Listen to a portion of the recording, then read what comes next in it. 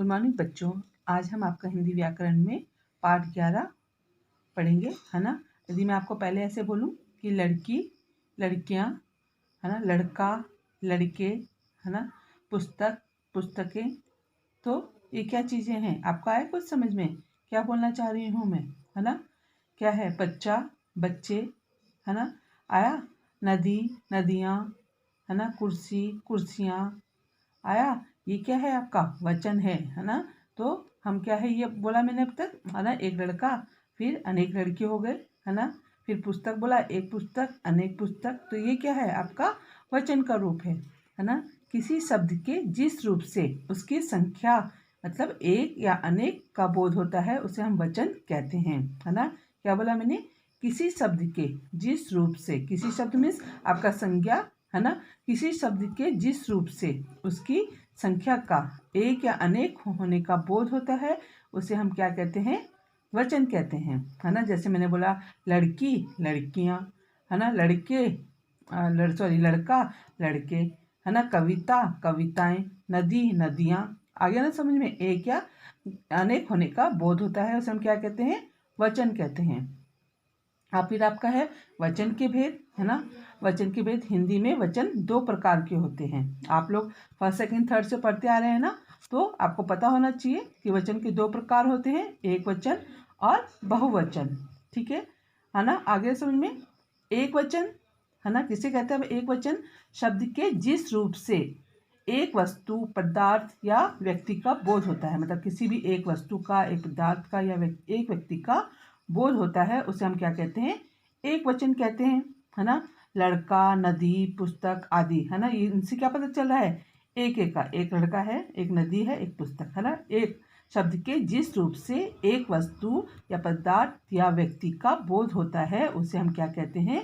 एक वचन कहते हैं। आ गया समझ में? फिर आपका इसमें बहुवचन, शब्द के जिस रूप से एक से अधिक वस्तु, पदार्थ या व्यक्तियों का बोध होता है उसे हम क्या कहते हैं? बहुवचन कहा जाता है ना। तो एक से अधिक का, है ना। तो अभी जैसे मैंने यहाँ पर पढ़ा था, लड़का एक वचन था तो लड़की हो गया तो बहुवचन हो गया, है ना। फिर आपका नदी था तो नदियाँ हो गया, है ना। लड़की होता तो लड़कियाँ हो गया। तो क्या एक से अधिक वस्तु, पदार्थ या व्यक्तियों का बोध होता है उसे हम क्या कहते हैं? बहुवचन कहते हैं। फिर आपका वचन की पहचान। हम वचन की पहचान कैसे कर सकते हैं, है ना। वचन की पहचान हम मुख्य रूप से दो प्रकार से कर सकते हैं, संज्ञा या सर्वनाम के रूप में भी कर सकते हैं, है ना। संज्ञा में आपका क्या है? बच्चा क्या है? संज्ञा, आपको पता है ना, किसी भी व्यक्ति, वस्तु, स्थान के नाम को संज्ञा कहते हैं। तो बच्चा खेल रहा है ना। तो अभी खेल रहा है क्या है? एक बच्चे की बात हो रही है ना। और ये एक वचन में है ना। यदि हम इसका बहुवचन बनाएंगे तो क्या लिखेंगे? बच्चे खेल रहे हैं, है ना। तो इसका बहुवचन बन गया, है ना। तो वचन की मुख्य पहचान कर संज्ञा या सर्वनाम के रूपों से भी पहचान सकते हैं। वह जा रहा है, तो आपको पता चल गया वह आपका सर्वनाम है, एक व्यक्ति की बात हो रही है यहाँ पर, तो ये आपका एक वचन हो गया, है ना। तो यदि मैं इसको बहुवचन करूंगी तो क्या होगा? वे जा रहे हैं, तो क्या हो जाएगा? बहुवचन हो जाएगा। आगे ना समझ में? बच्चा एक वचन, बच्चे बहुवचन, वह सर्वनाम है आपका, एक वचन में है, और वे बोलूंगी तो बहुवचन में। आपको मैंने बोला कि वे जा रहे हैं तो आप समझ जाएंगे कि मैं बहुत सारों की बात कर रही हूँ, है ना। क्रियापदों के रूप में भी आप पहचान सकते हैं एक वचन बहुवचन को। पक्षी उड़ रहा है ना, उड़ रहा है से पता चल रहा है आपको क्या?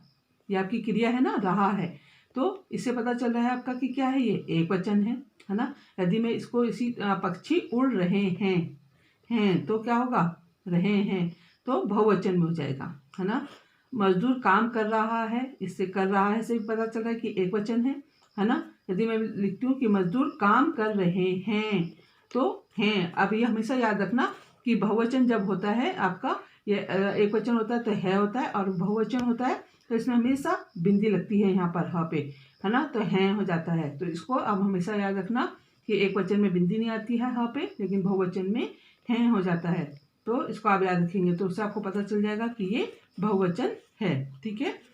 फिर आपकी वचन संबंधी कुछ नियम है, तो आपको उनको याद रखना है ना। क्योंकि एक वचन बहुवचन तो आप पहले से पढ़ते आ रहे हैं तो चीज़ें आपको पता है, लेकिन ये जो नीचे ये आपका ये वाला पेज है, इसमें आपको 6 क्लास के स्टैंडर्ड के हिसाब से दिया गया है। वचन संबंधी कुछ नियम हैं आपके, है ना। किसी भी व्यक्ति को आदर देने के लिए बहुवचन का प्रयोग होता है ना। आपका क्या है, यदि किसी भी बड़े व्यक्ति को, अपने से बड़े व्यक्ति को हम आदर देते हैं तो उसमें हम बहुवचन का प्रयोग करते हैं। कैसे? यदि मैंने बोला पिताजी अखबार पढ़ रहा है, अच्छा लग रहा है? नहीं ना, पिताजी अखबार पढ़ रहे हैं, बहुवचन हो गया, है ना। श्री राम सबके प्यारे था, ऐसे बोलूंगे अच्छा लगेगा? नहीं ना। रिस्पेक्ट देने के लिए हम क्या करते हैं, उसको बहुवचन में बदल देते हैं। तो श्री राम सबके प्यारे थे, आ गया समझ में, है ना। महात्मा गांधी महान देशभक्त था नहीं होगा, क्या हो जाएगा, इसको हम बहुवचन में, मैंने क्या बोला, किसी भी बड़े व्यक्ति को आदर देने के लिए हम लोग बहुवचन का प्रयोग करते हैं, है ना। तो महात्मा गांधी जी महान देशभक्त थे, है ना। फिर आपका दर्शन, आंसू, हस्ताक्षर, होश, प्राण, बाल, लोग आदि ऐसे कई शब्द हैं जिनका हम बहुवचन के रूप में प्रयोग करते हैं। सदा ही क्या करते हैं, बहुवचन के रूप में प्रयोग करते हैं। ठीक है, ये याद रखना हमेशा। फिर तीसरा आपका स्वाभिमान अथवा अधिकार को प्रकट करने के लिए भी हम क्या करते हैं, इन शब्दों को हम बहुवचन में प्रयोग करते हैं, है ना। जैसे कि हम कहते हैं कि यह बात सत्य है ना। हम था, मैं था, लेकिन उसने क्या करा, अधिकार के लिए हम का प्रयोग करा, है ना। हम तुम्हारे पिताजी होने के नाते तुम्हें सीख दे रहे हैं, है ना। तो अभिमान और या अधिकार जताने के लिए भी हम क्या करते हैं, बहुवचन का प्रयोग करते हैं। संज्ञा, सर्वनाम आदि का बहुवचन में प्रयोग होता है, क्या करते हैं, उनको बहुवचन में प्रयोग करते हैं इनको। फिर आपको धातुओं का बोध कराने वाली जातिवाचक संज्ञाएं एक वचन में प्रयोग होती हैं। तो उसने क्या कहा कि जो धातु है ना, धातुओं का बोध कराने वाली जातिवाचक संज्ञाएं तो क्या होती है, उन्हें भी हम क्या एक वचन में प्रयोग करते हैं।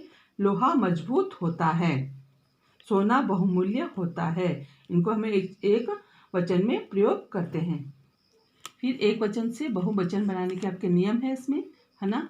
पहला आपका है अक्रांत स्त्रीलिंग शब्दों के अंत में अ को ऐ बना कर दिया जाता है ना।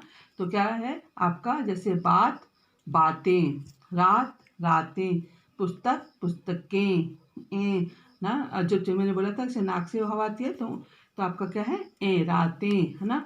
आकारांत पुल्लिंग शब्दों के अंत में आए ए आ को कर दिया जाता है, ठीक है ना। तो क्या करते हैं, कमरा, आ शब्द है इसमें, कमरा को कमरे करते हैं। चूहा, आ है यहाँ पर लास्ट का अंतिम शब्द आपका, फिर इसको हम चूहे कर देते हैं, है ना।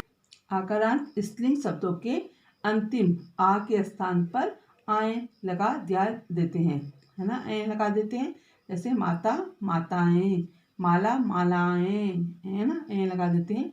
ऐसे आपका स्त्रीलिंग शब्दों के अंत में या आने पर उनमें अनुनासिक लगाते हैं। जो स्त्रीलिंग वाले शब्द होते हैं उनके शब्द में आपके लास्ट में चंद्रबिंदी लगाते हैं। जैसे स्त्रीलिंग वाले में बिटिया बिटियाँ, चूहिया चूहिया, है ना, डिबिया डिबियाँ, है ना। ऐसे आपका चिड़िया चिड़ियाँ, ऐसे आता है ना, इनको स्त्रीलिंग गुड़िया गुड़िया, तो चंद्रबिंदी लग जाती है ना। तो स्त्रीलिंग शब्दों के अंत में या आने पर क्या लगा देते हैं, आप चंद्रबिंदी का प्रयोग करते हैं, अनुनासिक शब्दों का प्रयोग करते हैं, ठीक है।